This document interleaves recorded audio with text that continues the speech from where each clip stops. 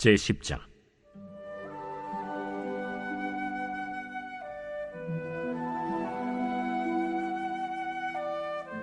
이에 사무엘이 기름병을 가져다가 사울의 머리에 붓고 입맞추며 이르되, 여호와께서 내게 기름을 부으사 그의 기업의 지도자로 삼지 아니하셨느냐?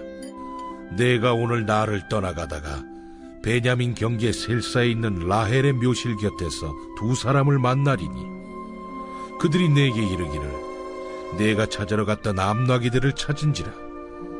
내 아버지가 암나기들의 염려는 놓았으나 너희로 말미암아 걱정하여 이르되 내 아들을 위하여 어찌하리요 하더라 할 것이요. 내가 거기서 더 나아가서 다볼 상수리 나무에 이르면 거기서 하나님을 배우려고 베델로 올라가는 세 사람을 만나리니 한 사람은 염소 새끼 셋을 이끌었고 한 사람은 떡 세 덩이를 가졌고 한 사람은 포도주 한 가죽 부대를 가진 자라. 그들이 내게 문안하고 떡 두 덩이를 주겠고 너는 그의 손에서 받으리라. 그 후에 내가 하나님의 산에 이르리니 그곳에는 블레셋 사람들의 영문이 있느니라. 내가 그리로 가서 그 성읍으로 들어갈 때에 선지자의 무리가 산당에서부터 비파와 소고와 저와 수금을 앞세우고 예언하며 내려오는 것을 만날 것이요. 내게는 여호와의 영이 크게 임하리니 너도 그들과 함께 예언을 하고 변하여 새 사람이 되리라. 이 징조가 내게 임하거든 너는 기회를 따라 행하라. 하나님이 너와 함께 하시느니라. 너는 나보다 앞서 길갈로 내려가라. 내가 네게로 내려가서 번제와 화목제를 드리리니 내가 네게 가서 내가 행할 것을 가르칠 때까지 7일 동안 기다리라. 그가 사무엘에게서 떠나려고 몸을 돌이킬 때 하나님이 새 마음을 주셨고 그날 그 징조도 다 응하니라. 그들이 산에 이를 때에 선지자의 무리가 그를 영접하고 하나님의 영이 사울에게 크게 임함으로 그가 그들 중에서 예언을 하니 전에 사울을 알던 모든 사람들이 사울이 선지자들과 함께 예언함을 보고 서로 이르되, 기스의 아들에게 무슨 일이 일어났느냐? 사울도 선지자들 중에 있느냐? 그곳에 어떤 사람은 말하여 이르되, 그들의 아버지가 누구냐? 한지라. 그러므로 속담이 되어 이르되, 사울도 선지자들 중에 있느냐 하더라. 사울이 예언하기를 마치고 산당으로 가니라. 사울의 숙부가 사울과 그의 사환에게 이르되, 너희가 어디로 갔더냐? 암나기를 찾다가 찾지 못하므로 사무엘에게 갔었나이다. 청하노니 사무엘이 너희에게 이른 말을 내게 말하라. 그가 암나기들을 찾았다고 우리에게 분명히 말하더이다. 하고 사무엘이 말하던 나라의 일은 말하지 아니하니라.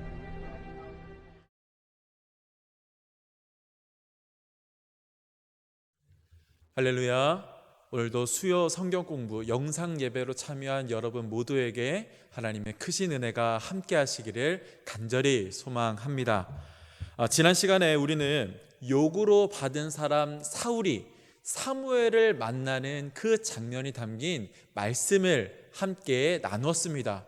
왜 사울이 요구로 받은 사람인지 모르시겠다면은 유튜브에서 목동감리교회를 치시고 지난 수요 성경 공부 말씀을 찾아보시면은 그 이유를 알 수 있을 것입니다. 영상 예배의 강점이지요. 지난 말씀을 수시로 보고 들을 수 있다라는 것 적극 활용하시길 바랍니다. 어쨌든 지난주에 이 사무엘과 사울이 독대하는 장면까지 우리가 함께 말씀을 나누었고요.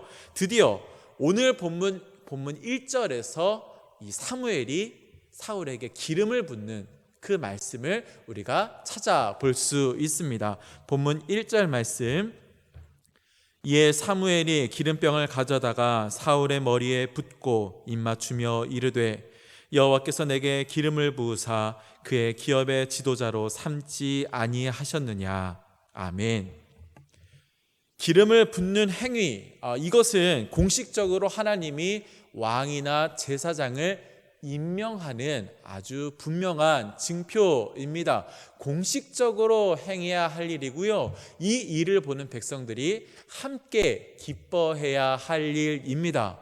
그러나 오늘 이 첫 번째 왕 사울이 기름 부음을 받을 때는요, 아무도 없었고 심지어 함께 동행하였던 사환조차도 먼저 보낸 것을 우리가 볼 수 있습니다. 여러분, 이 중요한 의식을 왜 아무도 없는 곳에서 이렇게 은밀하게 치루었을까요? 그 이유는 오늘 이 말씀에 순종하여서 사울이 이제 기름 부음을 받게 되었지만 아직 이 사울이 왕으로서 공식적인 직무를 감당하기 이전에 그 안에 준비되어야 할 것들이 있었기 때문입니다.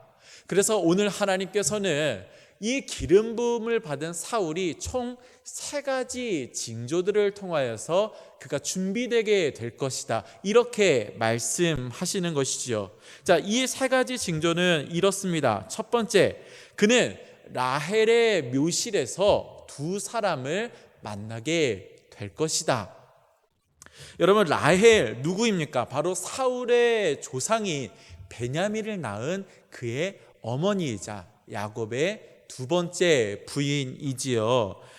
라헬은 우리 잘 알고 있는 것처럼 이 베냐민을 낳는 중에 난산으로 인해서 세상을 떠나게 된 여인입니다. 특별히 산모냐 아이냐 라고 하는 그 선택의 갈림길에서 아이를 위하여서 자기 생명을 내어준 그 위대한 모성애를 보여준 인물이지요.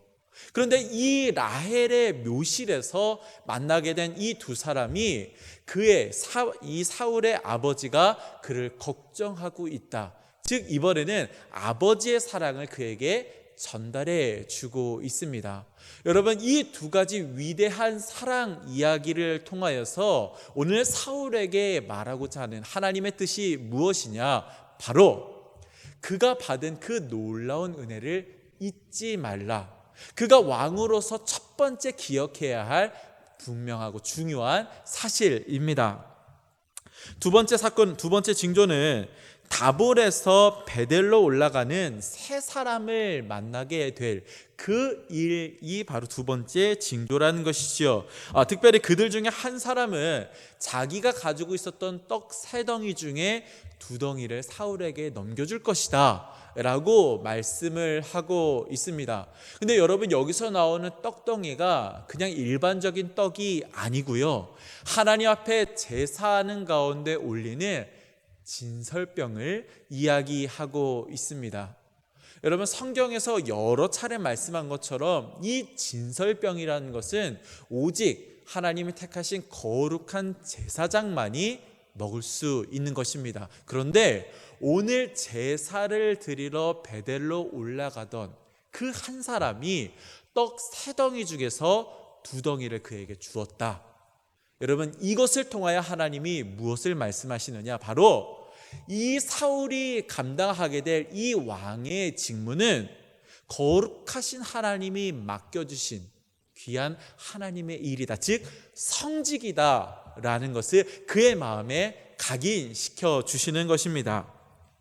그리고 3번째 징조는 하나님의 산에서 선지자 무리를 만나게 될 일인데요, 블레셋과 경계를 맞닿고 있었던 이 하나님의 산을 원어로 보면은 그곳은 바로 이 사울의 고향이었던 기브아를 이야기하고 있음을 우리가 알 수 있습니다. 그리고 이 선지자 무리에 대해서는 여러 가지 해석이 있는데요, 그 중에 가장 일반적인 해석 중에 하나가 사무엘이 그 사사로 부르심을 받은 다음에 선지자 학교를 세우게 되는데 그 선지자 학교에서 배우고 있었던 학생들이 아니겠느냐, 즉 요즘식으로 이야기하면은 신학생들이 아니겠느냐라고 이제 예상을 합니다. 어쨌든 이 선지자 무리를 만나게 될 것인데 그때 여호와의 그 영이 그에게 임하여 그가 새 마음을 받게 될 것이고 그 새 마음으로 인연하여서 그의 삶이 변화되게 될 것이다.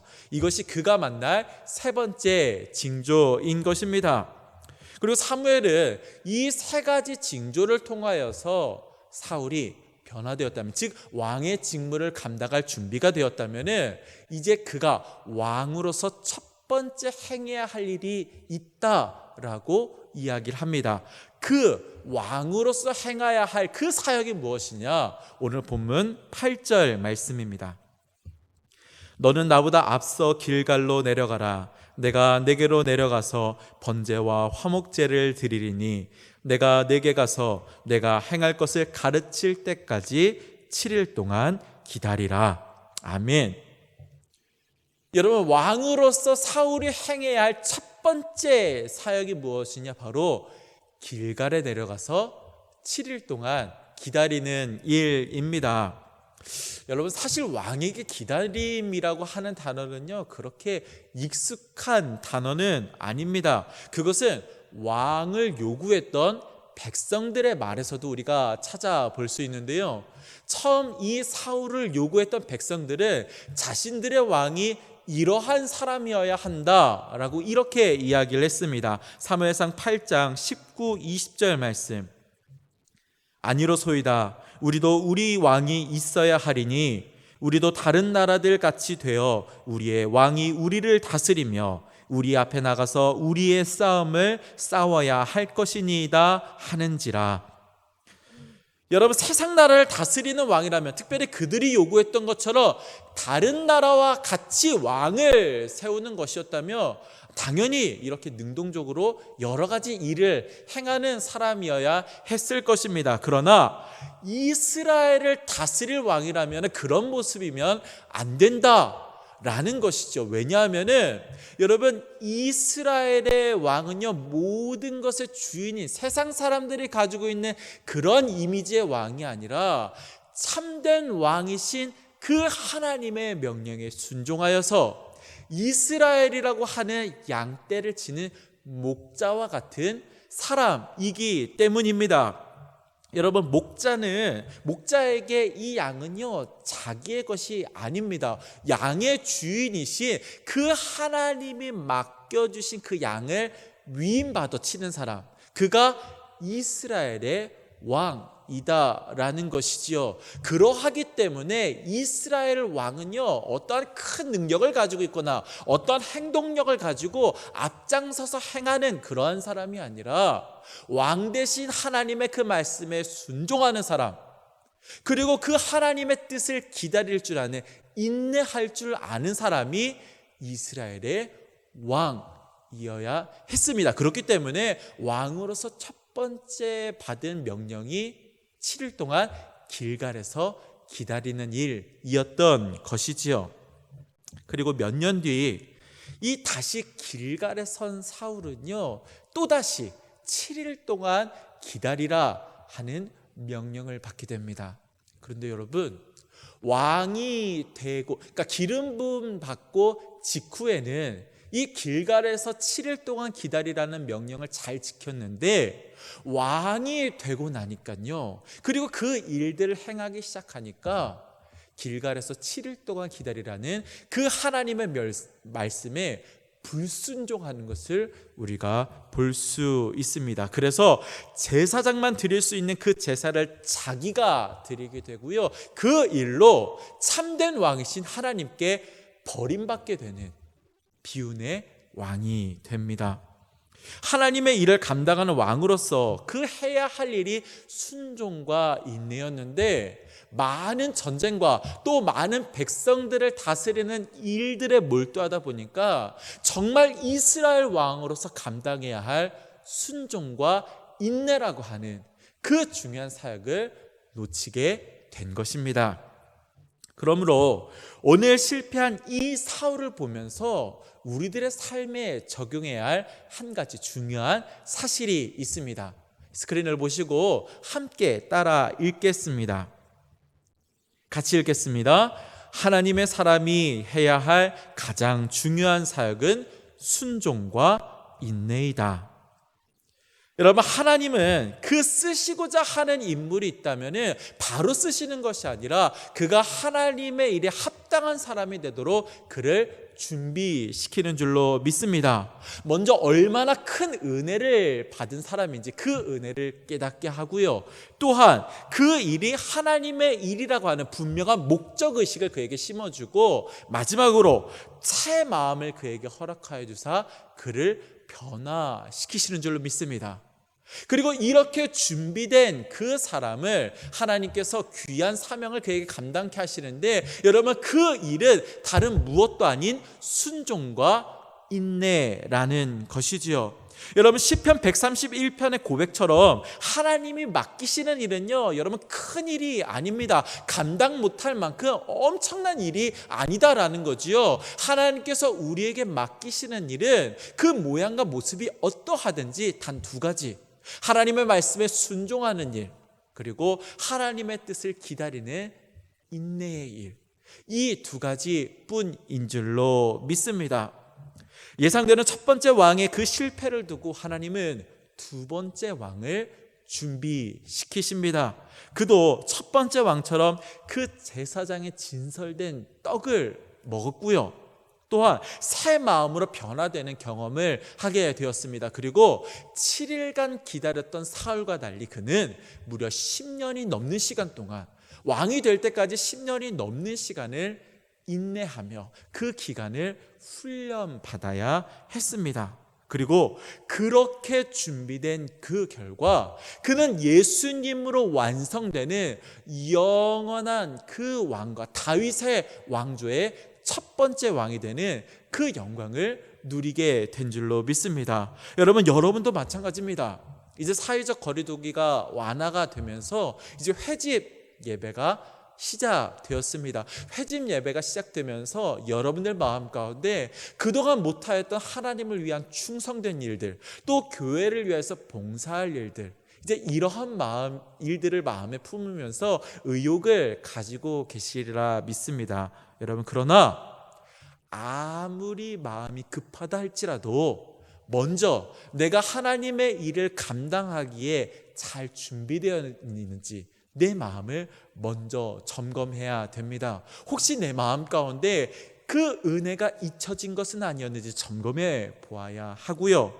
또한 내가 지금 하려고 하는 이 일들이 정말 하나님의 일이 맞는가, 분명한 목적의식을 갖추어야 하고, 무엇보다 하나님, 나의 마음 가운데 주님의 마음을 주셔서 그 마음으로 내가 변화되게 하여 주시옵소서.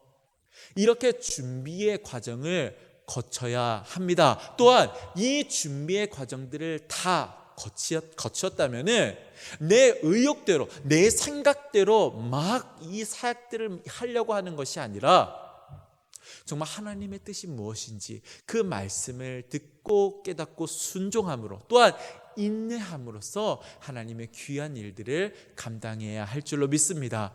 이러할 때 정말 우리를 통하여서 하나님께서 놀라운 일들을 행하시고, 특별히 우리의 모든 수고와 헌신을 통하여 정말 왕같은 제사장, 귀한 사명 감당하게 하실 줄로 믿습니다. 이런 귀한 은혜가 여러분 모두에게 넘쳐나기를 주님의 이름으로 간절히 축원합니다.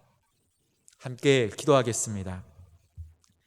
살아계신 하나님, 감사합니다. 하나님, 우리들의 마음 가운데 정말 주님의 일을 감당하기 원하는, 정말 하나님의 영광을 위하여 사용되고자 하는 그러한 열정과 의욕이 있음을 주님 앞에 고백합니다. 그러나 하나님의 일을 감당하는 그 사람은 먼저 하나님의 뜻에 합당하게 그 마음이 준비되어야 하고, 그 삶이 준비되어야 하고, 또한 그 준비 과정을 거친 후에 하나님의 그 말씀에 대한 순종과 인내함으로만 그 귀한 일들을 감당할 수 있음을 우리로 하여금 깨닫게 하여 주시옵소서. 그래서 하나님, 내 일이 아니라, 사람의 일이 아니라 하나님의 귀한 일들을 감당할 수 있는 거룩하고 복된 삶 될 수 있도록 주님 도와 주시옵소서. 오늘도 우리 안에 거룩한 역사를 이루어 가시는 우리 구주 예수 그리스도의 이름으로 기도합니다. 아멘.